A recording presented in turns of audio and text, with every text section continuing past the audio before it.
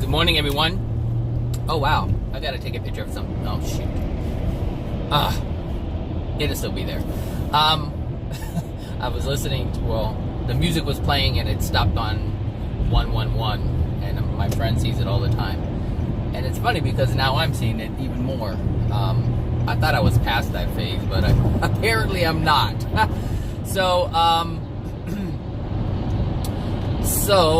Good morning, Matt, Mr. Matt. So today I am going to talk about, it's going to be regarding karma. However, it's about how to minimize the karmic effect, the bad karma effect, or what we know as the bad karma effect. And I think it's important to understand that you can control. Well, here's the thing. You cannot get rid of karma.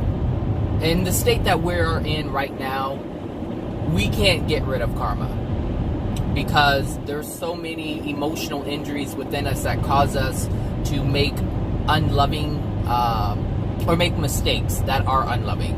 And as long as we continue on that path, we will always have karma to interact with us so that it can attempt to correct us. And once we correct ourselves and we are no longer holding emotional injuries that cause us to do things to harm others and ourselves, then the karma is no longer needed. And so that's what happens with with celestial beings. They don't experience karma anymore because a celestial being has already accepted divine love. And so once you accept divine love, or I should say you are at one with the divine or God or the creator, however you want to call it, once you are, I guess I should say it like this.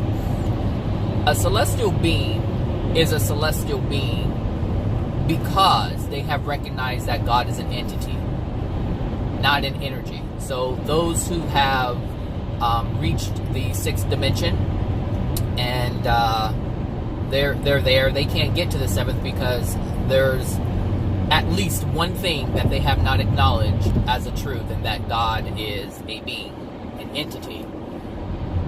And as long as we do not accept that, we will never be able to get to the seventh dimension.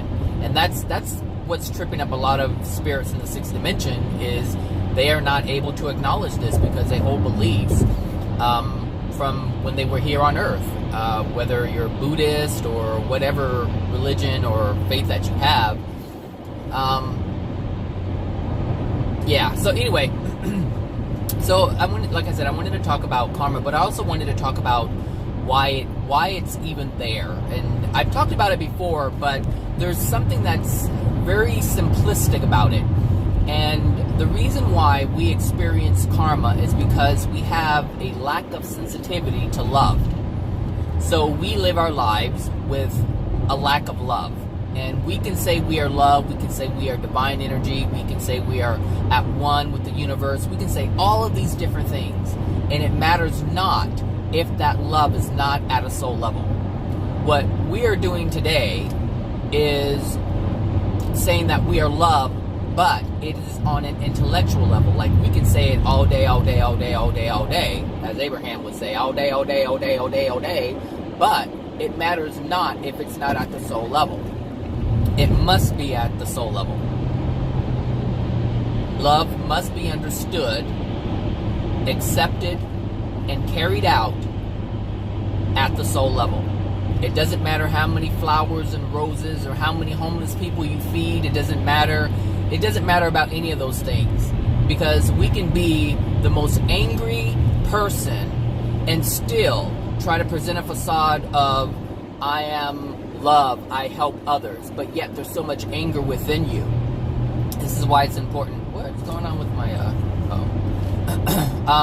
this is why it's important to understand what love is and how it operates and interacts with the soul. So the karma that we experience can be lessened. My karma has changed. The way the messages are delivered, because that's what karma is, are messages delivered, lessons trying to be taught or shown, things trying to be conveyed to us so that we understand. So the messages are given, It's up to us to use our consciousness to recognize it so that we can understand and compare it to what we are doing, because that's what this karma thing is. It's just a corrective measure. And so as we understand that this is what this is, as we understand that each and every experience that is uncomfortable, that is painful, that produces any kind of discomfort whatsoever, is a message to you that you are not sensitive to love.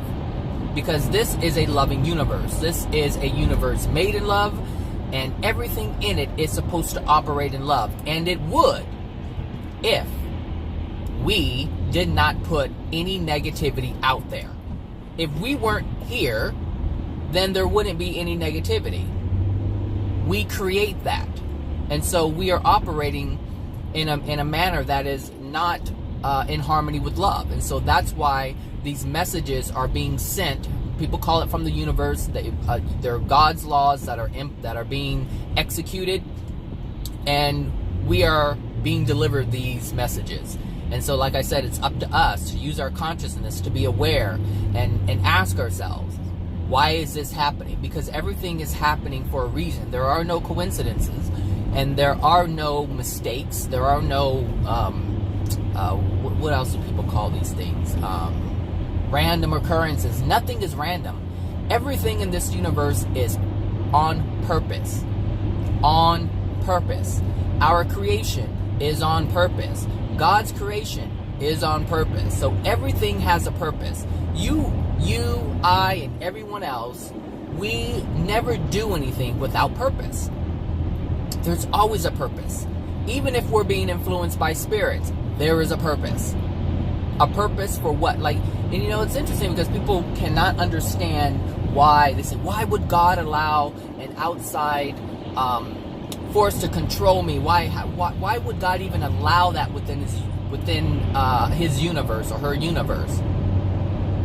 You have to understand what it is. We all have free will to do whatever we want. However, within those actions of the spirits attaching to us and influencing us to do things that we wouldn't normally do, there's a lesson in that. There is a lesson in that. So as you are being controlled, you feel that's unfair. And so as you control others, you should now have an understanding that what you are doing is unfair to the other person. And this is recognizing free will. And the thing is, that wouldn't even be able to happen if you did not have that within your soul. There is something that you are doing. This is why I said there's a lesson in every single thing that we experience that is of discomfort. So if someone is, this coolness. Hold on a second, because I need to turn this air on a little bit. I just love the feeling of cool air on me.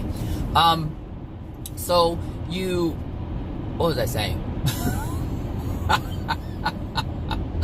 We get these lessons.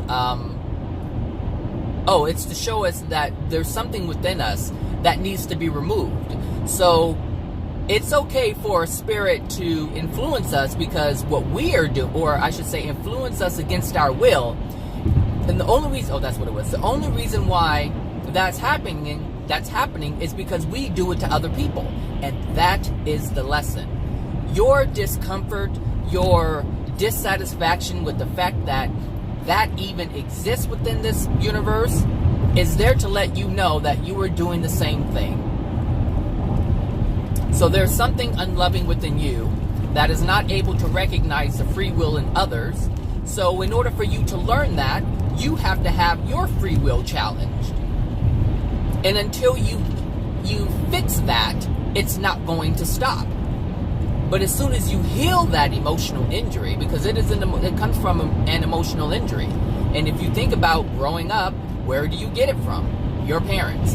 Your parents are the first ones that teach you that people are able to do things against your will. If you will yourself to do something and someone steps in and says, no, you can't do that, you have to do this, they have already taken away your free will without teaching you anything. there's a difference between just taking away your free will and, like, as an example, as the parent example, if a parent says, hey, if you want to do something, let's say you want to go somewhere, you want to do something, you want to go hang out with your friends, and your parent says, no, I want you to take out the trash, I want you to clean the backyard, I want you to do this, I want you to do that. Understand that if they do that without teaching you the reason why, like if there is no lesson that is supposed to be learned, then they are just simply taking away your free will. And they're not helping you to understand why you should be doing the things that they're asking you to do. For instance, like if they're trying to get you to clean up something and they're trying to teach you responsibility, that's great. But if they're not saying any of that and they're just saying, hey, do that, then the feeling that you get is a feeling of pain and discomfort. It's a feeling of sadness, actually, because you can't do the things that you want to do. Does that make sense? I hope it makes sense. So there's a difference. There's a difference in the intent, and that's where it stems from. Are the parents' intent to help you so that you are more, I should say, capable in your future?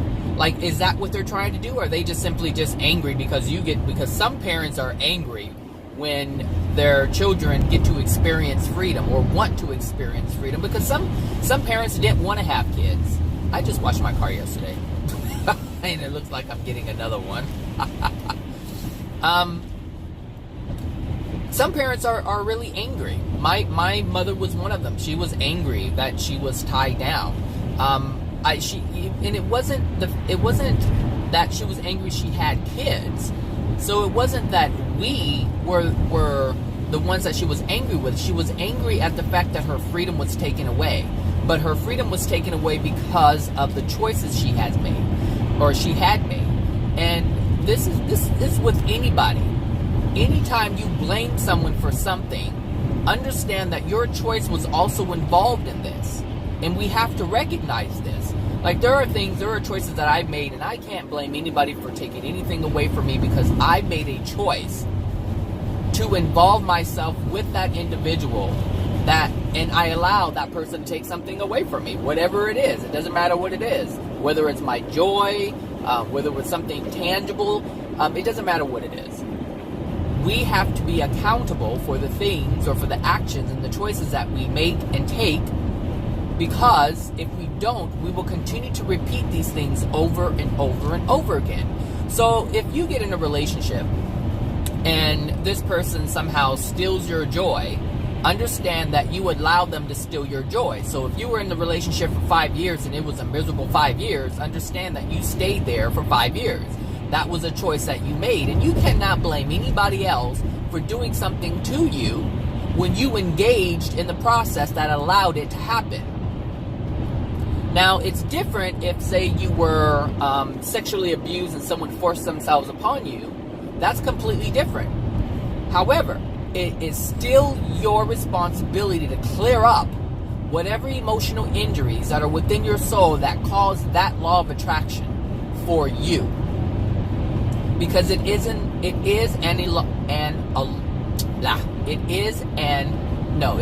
law of attraction event. That's what it is.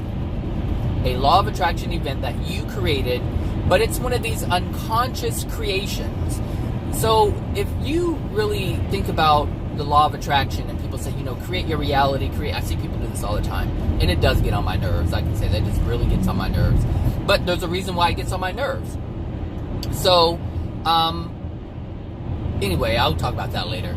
But anyway, people are like, create your own reality, focus on your thoughts, create your reality. You create your own reality. You are a creator. You are the most powerful being, blah, blah. You are divine love. Like, you hear this stuff all the time. That is conscious creating. But what these people are not recognizing is that there is an unconscious creation going on. And these are the bad karmic experiences that we experience.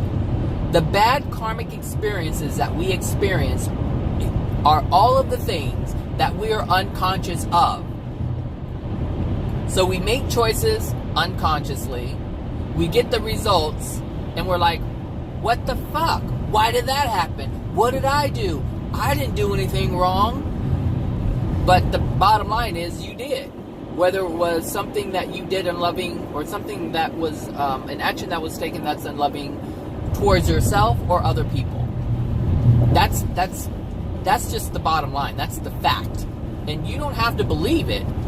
But if you look at your life, you can see it. Truth is one of these things that truth isn't this thing where you decide whether or not it's true. Truth is truth. It was true before you were even created. All truth was present before you discovered anything. Before you became aware, before you even had consciousness, truth was already there. So it's not that we, and this is how most people say it, is like we decide if it's true or not. No. That's not how it works. We're not deciding anything. We're looking at something and saying it's either we're accepting the truth or not. We're not deciding if it's true or not. The truth is already there. It's stationary. It's not moving. It doesn't budge. It doesn't compromise. We are the ones who have to come to terms with accepting the truth. And that's what's happening. We're either accepting the truth or we're not accepting the truth. But we're not determining what the truth is, even though we believe that's what's going on. That is a false belief. And you might want to correct that if you want to get anywhere, because, like I said, truth is truth. Bottom line, that's it. The truth is we are a soul. Now, there was an interaction that I had not too long ago with someone on Facebook. And this person came out of nowhere, like... I mean, they came for me and came for me hard. And I had a cousin, and she stepped in. She's like, "Back off, bro! Like, where are you coming from?" You know. And he just came out of nowhere, and he just started just going in on me. And it was interesting because I've chatted with this person before, and this person has like I don't know how you would call it, but these huge mood swings. Like sometimes they're like, hey, great, you're a great person. Then other times they're like, you don't know what the hell you're talking about, blah, blah, blah. There's no soul. And so he was saying there's no soul. And so he was getting angry that I was saying that, I was talking about the soul. So there are some people who do not believe that there is a soul. And he was angry and agitated. He started attacking me, and just me personally. And there was no reason. Like, I never said anything to this person. Like, he just came out of nowhere. And he was responding to a post that I'd made or something about the soul or whatever. But this person is atheist, so they don't believe in the soul. And they can't believe in the soul because if you believe... Look, people behind me are just doing too much. If you believe in the soul, then you have to believe that it came from somewhere. And most people associate the soul with God. And so if you're atheist, like I said before, if you believe that there is no God, then you cannot accept anything that has to do with God. And this is this is what I'm saying. Like, people have to hold on to these beliefs, and so in order for them to hold on to their beliefs, or I should say these untrue beliefs, that means they have to discount everything else that is associated with that. So if there's any connection with something that they are dead set on denying, then they disallow themselves to have other truths. And this is what happens when you cling to something that's not true.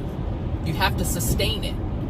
And in order to do that, that means you have to deny all things associated with that. And so there's other individual truths that cannot be had because of that one denial that you're trying to hang on to. And so it's like a web. It just kind of goes, it starts from the inside, it goes out and out and out and bigger and bigger and bigger. And so, we have to be mindful of what we're doing and how we're perceiving the world, how we're perceiving truth, really, because that's everything. That's really everything right there is the truth. Love and truth, and they're synonymous. So, you can't, if you don't hold truth, then you can't have love, because truth is part of the creation, and the creation is love. That's it. That is it. I keep hearing something. I don't know what that is. So anyway, this karma stuff. I've noticed in my life that my karma has changed. I don't get huge events anymore. And the reason why that is because I have grown to be more sensitive to love. And what that means is that when you're sensitive to love, that means you're extremely sensitive to when it's not present. And so that means things will, like, there are itty bitty things that affect me now emotionally that didn't in the past.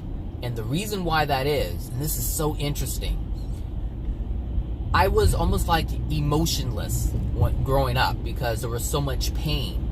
And so as I experienced that pain, I trained myself how to not feel. And so I wasn't sensitive to anything. I wasn't sensitive to the pain, and I wasn't sensitive to love.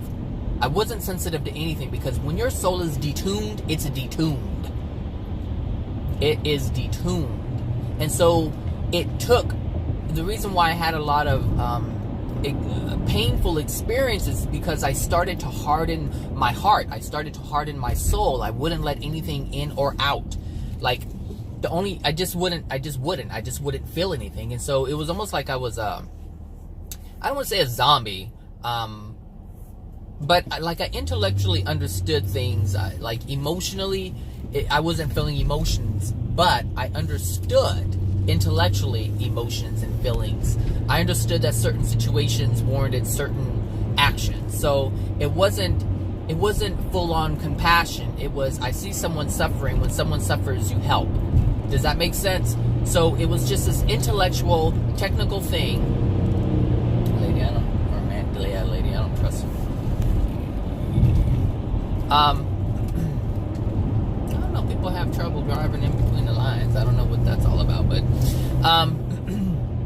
so yeah, growing up, I detuned myself. And because I was my soul was experiencing so much pain growing up, I didn't want to feel that anymore. So I didn't feel anything anymore. And so the thing is, when you cut yourself off from pain, you also cut yourself off from love, because the soul is just there to feel and experience. And when we cut that off, we cut ourselves off from everything. So what happened was, as I started to learn about love, and the thing is, I started to recognize, and how it all started is I started to recognize the pain that I had within me. So I started to recognize all the things that were happening to me as a kid. Like, I just started to think about it and feel it. And it was hard in the beginning because I had already trained myself not to feel. So despite going through experiences, and we do this all the time, people have an experience, they're like, oh well, that's life, just gotta pick, well, I don't know how that saying goes. A lot of these things I don't know because I don't use them, but you just have to pick yourself up and do it again. Try again. If you experience failure, you just get up and do it again. But there's no emotions associated with that failure. We block it. And so we do this thing where we're like, you have to be strong. You can't get emotional. You can't get your feelings hurt. You just have to keep going. There's no time to cry. There's no time to grieve. There's no time for anything. And actually, that's actually what happened when my mom died. When my mom died, I was there at the hospital. Well, I wasn't there at the hospital. Actually, she was at the hospital. We were there for like hours. And so I went home to, get cleaned up, and she had died when I was at home. And I remember I was about to leave, and my sister called me on my phone. And I picked up, she goes, don't rush, she's already gone. I was like, oh, okay. So I didn't really, in that moment, I didn't even know what to do at that point. I was like, I'm home, I'm not there with my mom, and she took her last breath. So I went back to the hospital, but I didn't grieve yet. Like, there was nothing in me that allowed myself to grieve. I could not feel that pain. And I think part of it was, it's like, okay, generally what happens, the times that I did cry growing up, there was always mom there to kind of comfort you. But at this point, it's like, I didn't have anybody else. It's like, okay, well, what's the point in grieving or in crying or releasing these emotions. And I didn't see it like that, but it was like, what's the point now? There's no one here for me. So that's when I harden up even more.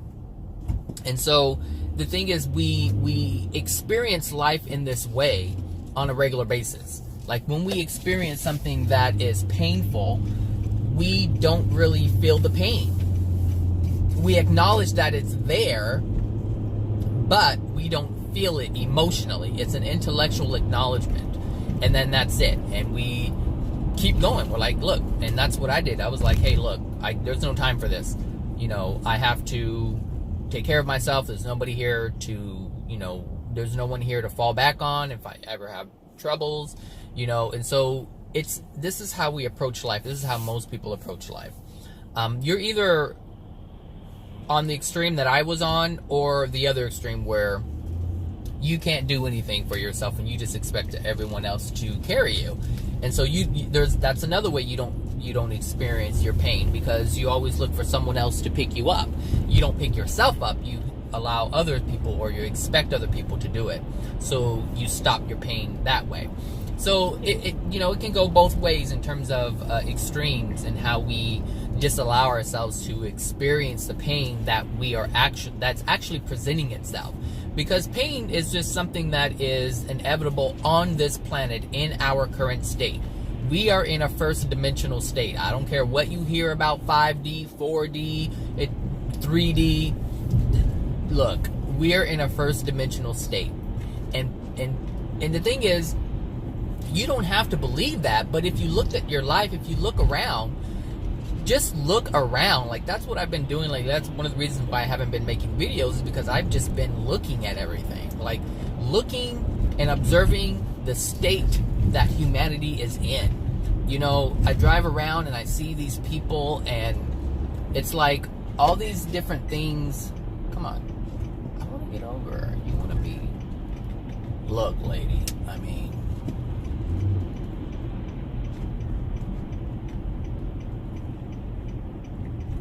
I don't know what's going on. These people cry.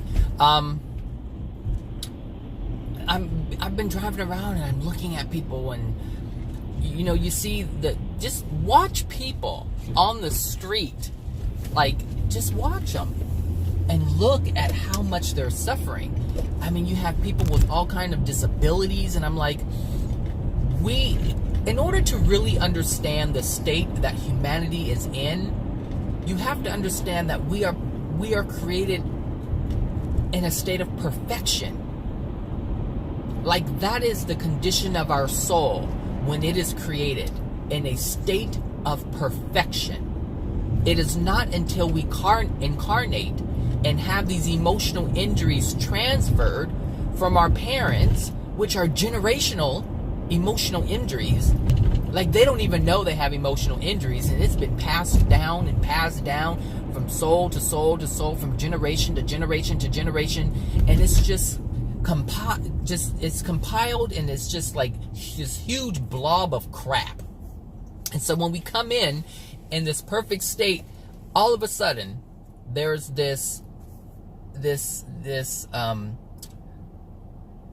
I don't know, how would I describe it? It's just this blob of untruth and sadness and pain and error and whatever you want to call it. If you're Christian, call it sin. It doesn't matter what it is. But all of these emotional injuries are just handed to us. It's like, bloop, here you go. And then you have these children who are born with mental illness and physical illnesses, and you know, this whole autism thing is freaking ridiculous. You have people who are what people call retarded, or you know, they have Down syndrome, and you know, and then what we do, this is the kicker, people. What we do is we look at someone with Down syndrome or some kind of retardation and mental illness or whatever it is, or born without limbs, you know, it doesn't matter what it is. We say it's a blessing from God that they survived. This is what people say, because they don't understand that what has just been created is because of the emotional injuries within the souls of the parent.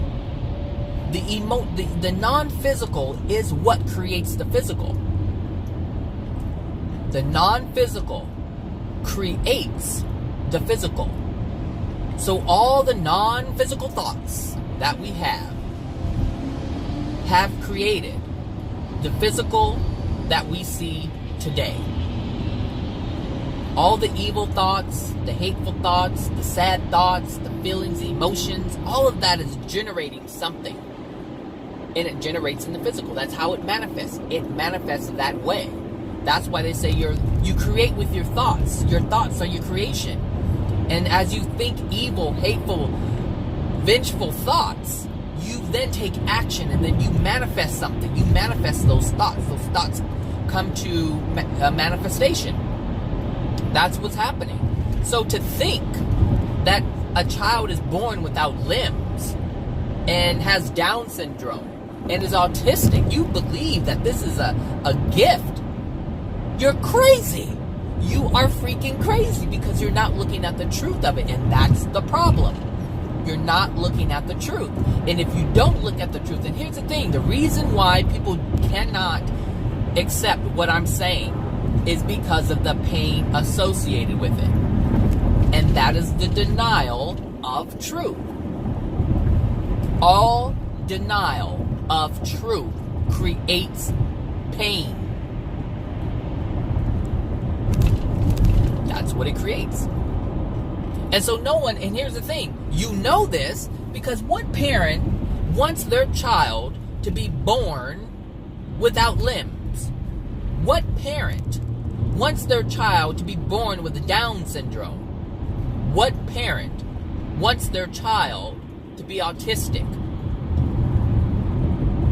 There isn't any parent who wants that. Even the dope addict, the crack addict, the meth addict, they don't even want their children to come out without limbs. And they're in an extremely degraded state. That's not what we desire. So when we see something like that happen and we say, oh, it's a blessing from God, you've lost your mind. Literally, you've lost your mind because there's there's nothing in there to help you see the truth. But the truth is too painful. The truth is these parents who have these children have created that with the emotional injuries that are within their soul. And the constant denial of that is what will disallow them to fix it. You know, all these things, the mental illnesses, all these things can be corrected if they're in children, because they're coming from the parent. And a lot of things can be undone by the parent's acknowledgement and release of emotional injuries. Allergies, all kinds of sickness and illness can be reversed in children if the parent releases the emotional injury, because there's a connection, there's a tie. There is a tie. And even in adulthood, parents can heal themselves and in turn heal their children. Things that have been wrong with their children since the beginning, they can find those emotional injuries and heal themselves, and their children will no longer experience that which they were experiencing from childhood or birth. And the reason why that is because the non-physical controls the physical. The non-physical controls the physical. If you know this, then you understand everything that's going on in your life. Everything. So, one of the ways to minimize your bad karma, or because there's good karma too. Karma is just, things coming to you. Karma can be good, karma can be bad. They say good karma, bad karma. But the intensity of the karma can be lessened if you are more sensitive to love. So I'm still getting lessons. I'm still getting these things that happen, but they're small. They're small little things, and they have a bigger impact on me. Like, it doesn't take a Mack truck to hit me in order to get it. There's these little small occurrences or instances or events that take place, and it just kicks me out of my tree. And that's because I'm more sensitive to love. Meaning, I feel the discomfort from the small event that's supposed to get my attention. See, the purpose of the event is to get your attention. That's the purpose of the karmic event, is to get your attention. So, do you need to be in a car accident? Or do you need a small little ding in your door? This is the difference, people. This is the difference in terms of the intensity of karma. If you don't want, I'm not going to mess around with that diesel. I was going to, but I'm like, nah. If you want your karmic experiences to not be so severe, then you have to become more sensitive to love. And that means you have to become more sensitive to the unloving things that have happened to you. You have to start acknowledging those things. You have to start acknowledging the pain that you experienced as a child. You have to acknowledge that unloving things were done to you. You have to acknowledge the unloving things that you've done to others, even at school. Even when you were a child and you were in school. What is that, a carnival, or what's going on up there? I mean, we've done things, everyone has done something that is hurtful to someone else.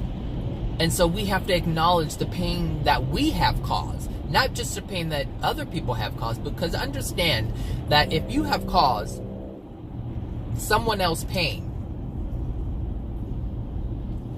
Oh, there is a carnival up here. If you have caused someone else pain, that is only because someone has caused you pain. That's the only reason. If you did not have that pain within you, you would not experience hurting others. It would not be part of your experience. There's too much going on. So to lessen your karmic experiences, you have to be more aware of you. That's it. This all has to do with you and love. Because you are not meant to experience pain like that. At all. We were not designed to experience pain. However, we have created it.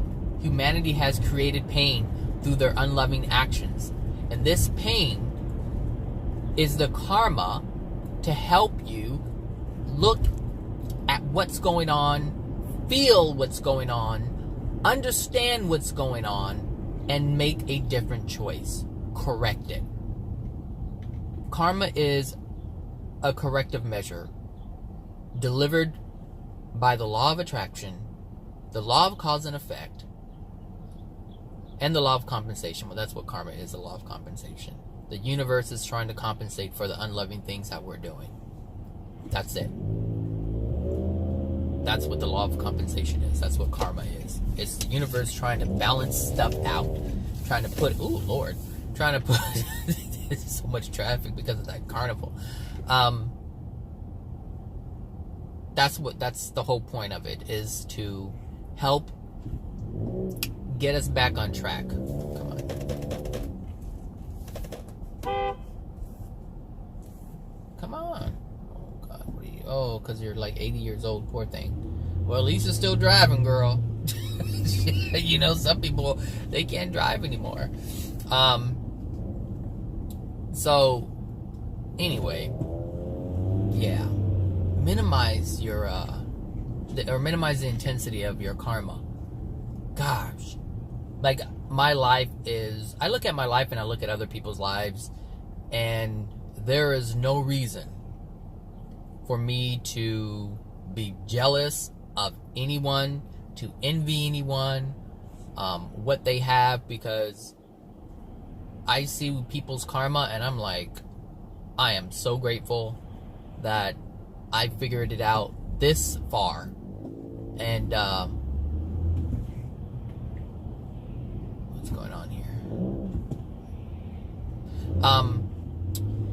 Yeah, I'm glad, I'm proud of myself, because this could not happen if I had not made the choice to want to understand truth. I have wanted to understand truth for a long time. I'm a truth seeker, a true truth seeker, meaning there isn't anything that I want to be true. I just want to know what the truth is. I don't care what it is.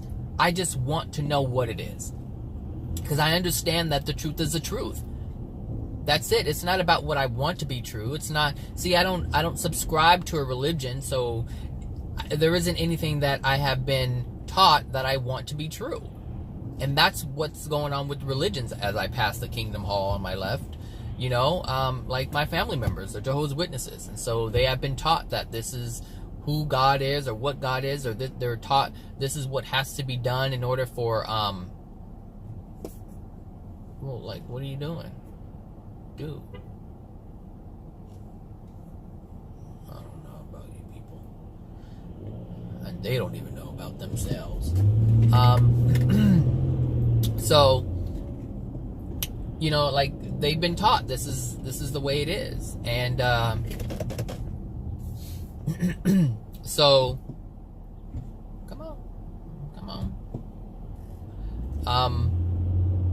And so they and for themselves, it has to be true. They want that which they have been taught to be true. That's what they want. So they're having trouble trying to, I should say, they have trouble accepting truth, because for them, they already believe certain things to be true, and they want certain things to be true, and they are not going to accept anything that is outside of what they have been taught is true. And that goes for every single religion. I don't care if you're the Buddha person, I don't care if you're the Hindu person. There's all kinds of Buddhists out there. I don't know the names of them, but there's all kinds of them. There's Christianity, there's Muslim, there's Jehovah's Witness, which is a spin-off of Christianity, there's Scientology. It doesn't matter what it is. All of these people believe something to be true. And that's why a lot of these people end up in the lower levels of the first dimension. Because they are not able to accept truth. And so what is the truth? The truth is we are a soul. The truth is we are made in perfection. The truth is there's something out there that actually created the soul and the entire universe. The truth is we were made in love. The truth is we were meant to operate in love. The truth is we have free will. So if you look at all of this, those truths alone, if you can operate from those truths alone, then you can figure a lot of stuff out. A lot of questions are already answered.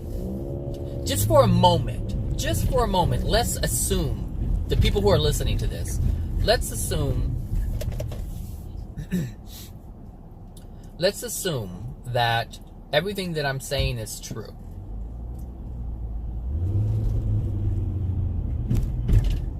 And you know that you are a perfect soul. And if you were made in perfection, and you were somehow taken from this state of perfection because of these emotional injuries, that would mean if you got rid of the emotional injuries, if you got rid of that which darkened your soul, you would be back in that perfected state. It's like fine china. The fine china, it's beautiful. But when you have caked on food, dried up food on it, it's no longer beautiful.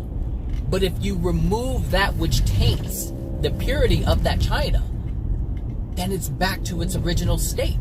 It's back to its perfected, beautiful, magnificent state. And this is what truth does. It allows you to see things very clearly.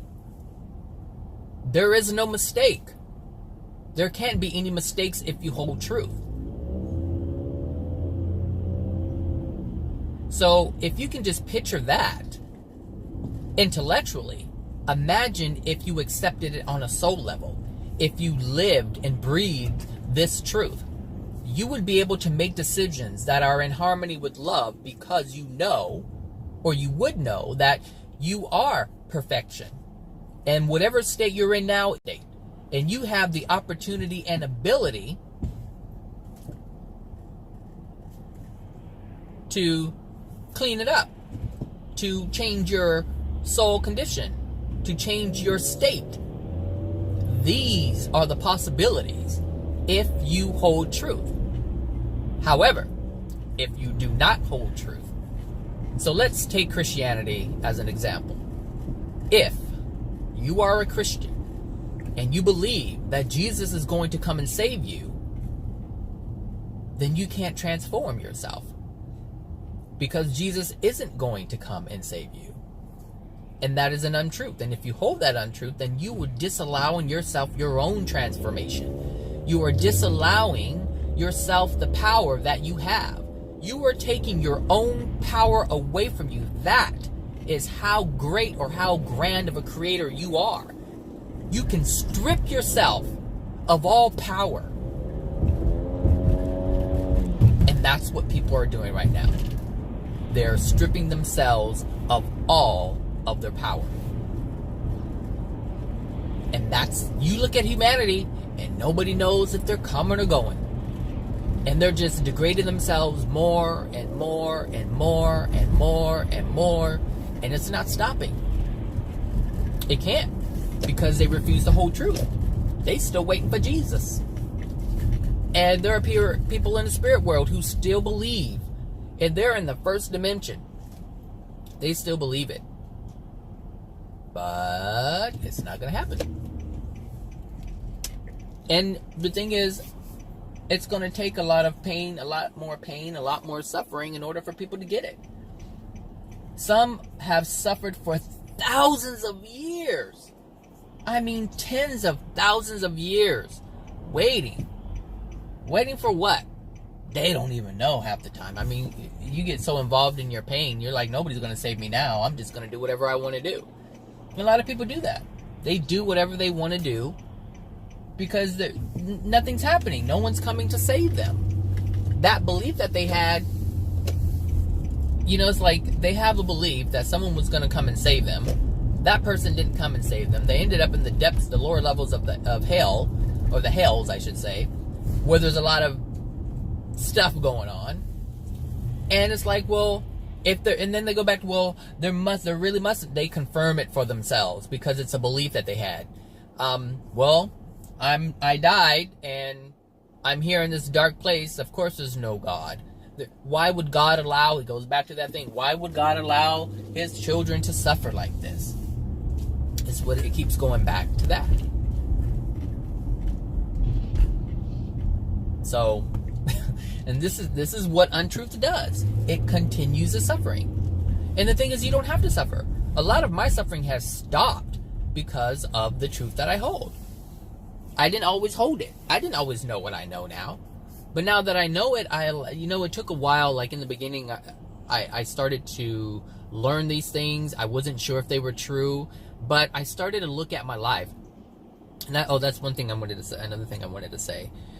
People ask, if I say something, they're like, well, how do you know that? Who told you that? Where'd you get that from? And these people, I'm just going to say it, they're so freaking ignorant. I mean, ignorant. Anyone who asks, who told you that? That means that they are looking at what they or who they believe to be credible or reliable sources. Meaning they are still not able to use their own discernment. So if someone says it that they agree with, then they're okay with it. If someone says it and they don't like them, then they don't agree with it. Do you see what I'm saying? So if someone doesn't believe in some Muslim person, and they hear something like, oh, well, that kind of makes sense. Who told you that? Oh, all right, this Muslim guy. Oh, forget it then. You see what I'm saying? Like, people don't even think anymore, which is why the planet is in this state that it's in right now. Because no one thinks. You have to, if I hear something and someone says it's true, I have to apply it to myself. Like, I have to apply it to my life and ask myself, is that true? Is that true? According to my life, my experiences. So everything that I'm saying about the soul, you don't have to believe me, but I guarantee you, if you looked at your life and you actually are being truthful, you would see the truth the truth in the words that I speak. The things that I share, you would be able to see it. But you would have to look at it and compare it to your life and ask yourself, is what he's saying actually true? Because it may make sense, because like a lot of things make sense, but it doesn't mean that it's always right. And this is why we have to apply it to ourselves and ask ourselves, hey, like with the karma thing and the law of attraction, there's some people who don't even know about the law of attraction. They're like, oh, that's new age, woo-woo stuff. It's like, okay, well, look at the things that you've done, and then look at the consequences that you've experienced. And you'll clearly see that karma is that law of attraction is a real thing. And then you'll start to see that karma is a real thing. And then you'll start to see the relationship, which is the cause and effect. You made an action, it caused an effect, which caused the universe to react to that. Do you understand? Like, this stuff it's not rocket science. Anybody can figure it out, but you have to be open to it. You have to be open to what truth is. And the thing is, I use the term absolute truth. And people, when they say, well, nobody knows absolute truth, it's because of their understanding or what they perceive absolute truth to be. Absolute truth isn't all truth. There are millions of absolute truths, and there's only a fraction of them that we are aware of. So it's not that everything is absolute truth. Absolute truth about a certain or a particular subject. What is the absolute truth about this? What is the absolute truth? That poor dog. I don't know, something's going on with that dog. Like, why is it crying? Like, something's obviously wrong with it, lady. And all it was doing was walking, so something is either too tight or something. Something in the paw, maybe? I don't know. No. Something's wrong. Something's wrong. Anyway. Lord Jesus, that dog. Poor thing. Like, the owner is completely clueless. Whatever. Anyway, that's it. This video is too long. So yeah, minimize your karma by being more sensitive to love. Be more sensitive to how you were treated. Be more sensitive to your feelings. Allow the smallest of things to affect you. That doesn't mean react. That doesn't mean act out. It means just feel it. If something happens and it hurts your feelings, feel it. Don't just say, hey, that's life, or I have to be strong, or I can't be a crybaby, or I can't be this, or I be that. Just feel it. Allow the smallest of occurrences to affect you. Allow the slightest gesture of love to affect you. Allow the slightest disharmonious thing to affect you. Because that means that there's something inside you. And if you allow the smallest of things to affect you, you won't need the grandest of things to affect you. That's the only reason why karma brings experiences of great intensity, is because we ignore the small messages. So they have to deliver bigger ones. You don't want the big packages, people. You don't want the car accident. You don't want the amputated leg. You don't want the cancer. You don't want any of that stuff. You just want the small little nudges, the inconveniences. I experience a lot of inconveniences, and I'm okay with the inconveniences, because every time I experience an inconvenience, I know that there's something within me.